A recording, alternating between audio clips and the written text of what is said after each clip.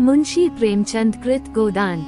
गोदान न केवल एक उपन्यास है, बल्कि यह भारतीय ग्रामीण जीवन की त्रासदी, किसान की पीड़ा, सामाजिक विषमताओं और आर्थिक शोषण का एक अमर दस्तावेज है। इस कहानी में प्रेमचंद ने भारतीय समाज की गहरी सच्चाइयों को उजागर किया है, जहां मेहनत करने वाले किसान का पूरा जीवन कर्ज, भूख और सामाजिक अन्याय में बीत जाता है। गोदान का मुख्य नायक होरी महतो एक साधारण गरीब किसान है, जो समाज के नियमों, आर्थिक दबाव और पारिवारिक संघर्षों के बीच फंसकर अपनी जिंदगी बिता रहा है। उसकी पत्नी धनिया तेज तर्रार और स्वाभिमानी महिला है, जो हमेशा अपने पति और परिवार की रक्षा करने की कोशिश करती है। होरी का सपना एक गाय खरीदना है। गाय न केवल उसकी धार्मिक आस्था का प्रतीक है, बल्कि ये उसके आत्मसम्मान से भी जुड़ी हुई है। लेकिन उसकी यह छोटी सी इच्छा ही उसके जीवन की सबसे बड़ी समस्या बन जाती है। होरी कई वर्षों से एक गाय खरीदने के लिए संघर्ष कर रहा था। समाज में यह माना जाता था कि जिसके पास गाय नहीं है, वह गरीब और अपूर्ण है। इसलिए अपनी आर्थिक तंगी के बावजूद वह भूषण साहू नामक महाजन से कर्ज लेकर एक गाय खरीदता है। गाय के आ जाने से होरी के घर में एक अजीब सी खुशी आ जाती है। उसकी पत्नी धनिया भी प्रसन्न होती है और उसका बेटा गोबर भी। ऐसा लगता है कि अब उनका जीवन धीरे धीरे बेहतर हो जाएगा। लेकिन समाज में हर कोई किसी की खुशी नहीं देख सकता। भोलाराम, जो गांव का एक स्वार्थी और ईर्ष्यालु व्यक्ति था, होरी से जलता था। वह चाहता था कि होरी हमेशा गरीब और लाचार बना रहे। एक रात वो होरी की गाय को जहर देकर मार देता है। सुबह जब होरी और धनिया देखते हैं कि उनकी प्यारी गाय मर चुकी है, तो उनके पैरों तले जमीन खिसक जाती है। उनकी सारी मेहनत, उनका सपना एक ही रात में खत्म हो गया। लेकिन ये सिर्फ शुरुआत थी। गांव के ब्राह्मणों को जब ये पता चलता है कि होरी की गाय मर गई है, तो वे उसे गौ हत्या का दोषी मानते हैं। वे होरी से 25 रुपए का जुर्माना मांगते हैं, जो उसके लिए बहुत बड़ी रकम थी। धनिया क्रोधित होकर उन ब्राह्मणों से बहस करती है, लेकिन समाज की ताकत के आगे कुछ नहीं कर पाती। होरी को कर्ज लेकर यह जुर्माना भरना पड़ता है।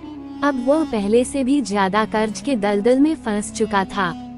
इस अन्याय को देखकर होरी का बेटा गोबर बहुत गुस्सा होता है।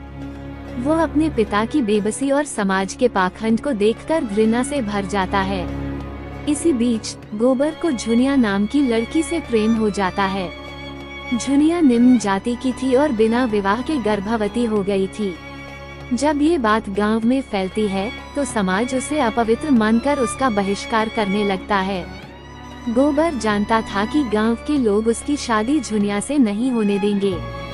समाज के डर से वह गांव छोड़कर शहर चला जाता है, बिना ये सोचे कि उसकी प्रेमिका का क्या होगा। झुनिया को गर्भवती अवस्था में घर से निकाल दिया जाता है। वह अनाथ की तरह दर दर भटकती है। लेकिन धनिया एक मजबूत और दयालु महिला थी। वह समाज के डर से नहीं घबराती और झुनिया को अपने घर में जगह देती है। लेकिन इसके कारण गांव के लोगों ने होरी और धनिया का बहिष्कार कर दिया। अब न उन्हें कोई मजदूरी देने को तैयार था और न ही कोई उनसे कोई रिश्ता रखना चाहता था। शहर में गोबर काम की तलाश में भटकता है। कुछ समय बाद उसे खन्ना मिल में काम मिल जाता है। वो कड़ी मेहनत करता है और जल्द ही अच्छी कमाई करने लगता है। अब वह गांव की तंग मानसिकता से मुक्त महसूस करता है। शहर में गोबर कई पढ़े लिखे और आधुनिक विचारधारा वाले लोगों से मिलता है, जैसे डॉक्टर मेहता और मिस मालती।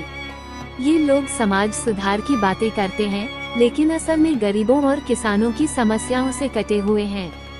इधर गांव में होरी और धनिया की हालत और खराब हो जाती है। उनके पास खाने के लिए अनाज भी नहीं बचा था। अब गांव में एक और समस्या खड़ी होती है। होरी की बेटी रूपा की शादी करनी थी, लेकिन उसके पास दहेज देने के लिए पैसे नहीं थे। समाज का दबाव इतना था कि बिना दहेज के शादी होना असंभव था। मजबूर होकर होरी को अपनी जमीन गिरवी रखनी पड़ी।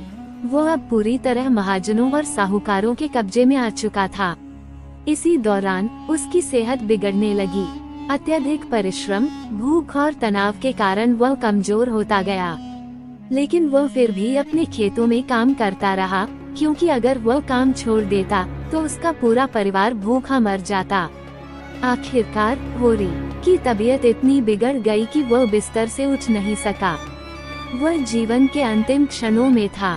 उसकी आंखों में सिर्फ एक ही इच्छा थी, वह गाय दान करना चाहता था ताकि मोक्ष प्राप्त कर सके। लेकिन धनिया के पास न तो पैसे थे और न ही कोई सहायता। उसके पास गाय खरीदने के लिए एक पैसा भी नहीं बचा था। अंत में जब होरी मरने वाला था तो धनिया ने एक मुट्ठी अनाज उठाया और उसे भगवान के चरणों में रख दिया, ये कहकर कि यही उसका गोदान है। होरी ने अंतिम सांस ली और गरीबी, शोषण और अन्याय से भरी इस दुनिया को हमेशा के लिए छोड़ दिया। गोदान का संदेश। गोदान केवल होरी की कहानी नहीं है, ये हर उस किसान की कहानी है जो आज भी गरीबी, महाजनों के कर्ज और सामाजिक शोषण का शिकार हो रहा है।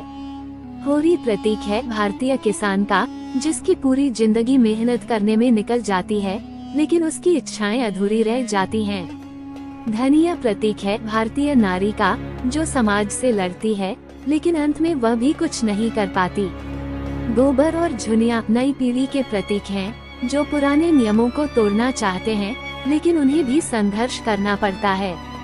गोदान सिर्फ एक कहानी नहीं बल्कि भारतीय किसान समाज का यथार्थ चित्रण है, जो आज भी हमें झकझोर कर रख देता है।